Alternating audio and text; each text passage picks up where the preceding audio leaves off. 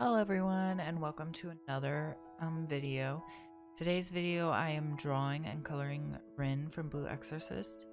I actually made this as a graduation present for one of my friends, and I turned it into a little necklace out of resin and everything. And I actually made 2 for each friend, so I made a total of 8. So I'm gonna turn this into like a little mini series on my channel. So look for more upcoming ones. For this one, I actually sketched it on the computer, which I hardly ever do just because it does take me a while to sketch it. On the computer, it's easier for me to sketch it on paper and then scan it in and line it like that and everything. And then I also struggled with the eyes like I always do on the computer.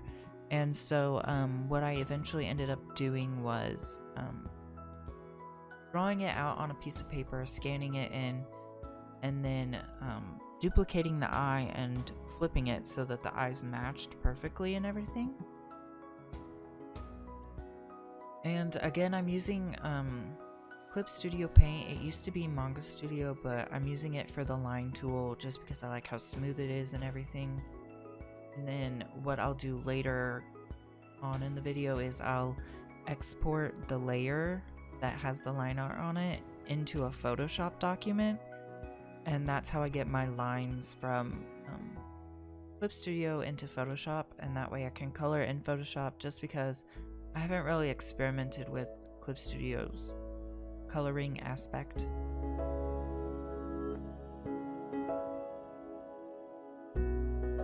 And this drawing actually took me it took me 5.5 hours just because I actually drew part of the background, and it's flowers and a floral pattern, so it took me a little longer usually than I usually do because of that.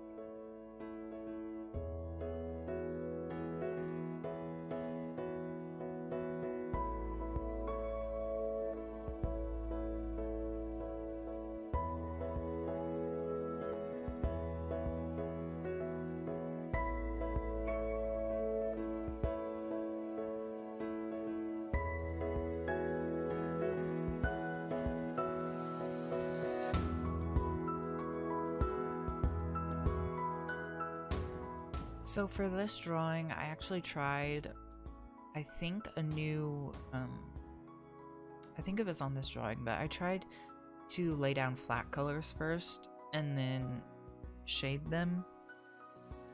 But I didn't like how that turned out, so I scrapped it and went back to the old way that I shade. And if you guys would like, I could make like a tutorial on how I shade and how I like approach that and everything. I also tried a new selection method. I used the lasso tool to select around what I wanted to select, like just general, and then I used the magic wand tool to deselect the area that I didn't want. So like on the hair, I would go way out into the background and then into the skin and everything. So I would use the magic wand to deselect the background and everything. And for the most part, that was effective because it gets right up to the line art. So you don't have to worry about like some white showing between the color and the line that can happen sometimes. But when I was doing the background, it didn't really help me. So I had to go back to the old way I do it because some of the stems and leaves of the flowers weren't completely closed. So the magic wand would deselect the whole thing and just leave the line art, which isn't what I wanted. So, and also for the background, I drew this on paper and then scanned it in and traced it. And then later on, I decided, I lined it twice, but I decided that I didn't like the way one of them was fitting on the page, so I decided to scrap it and just select individual flowers from the other lined one and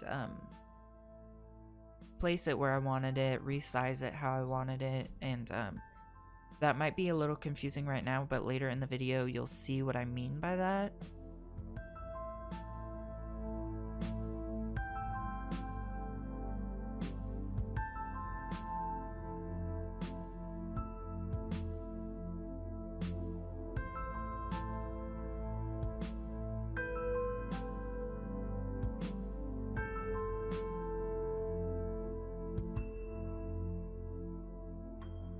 And also, when I was doing the flowers for the background, I decided to change the color to black just so I could see what I was doing, because it was kind of hard for me to see on the transparent layer and on a white background, so it was way easier for me when it was on black.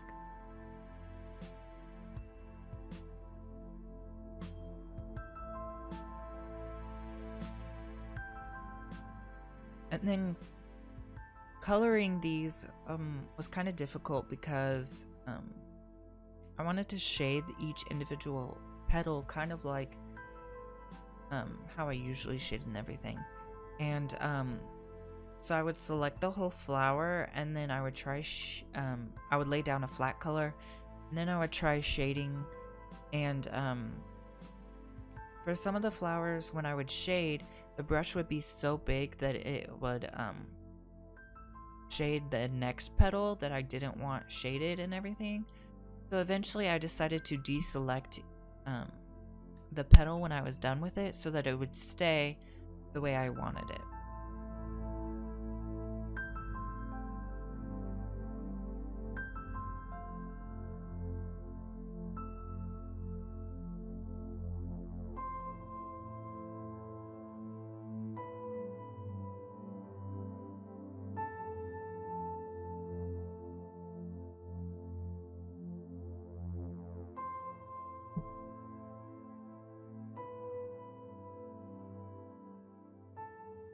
And then, because we're coming to the end of the video almost, and this kind of takes a lot to explain, but I decided to make my own brushes for the background, splatter brushes.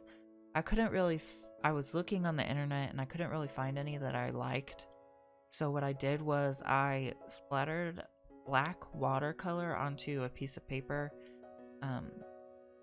did a couple splatters, different ones, you know, and everything, and I think I ended up creating 6 brushes or so.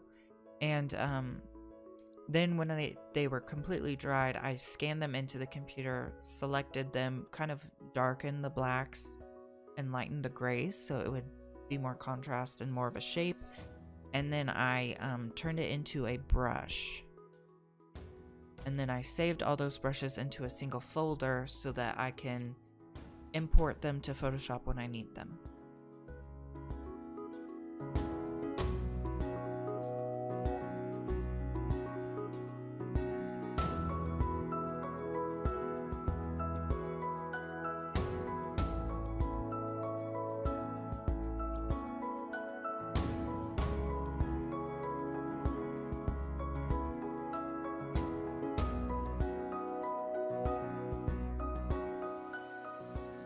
And then also for the background, when I was doing the splatter, I couldn't decide if I had too much to make it too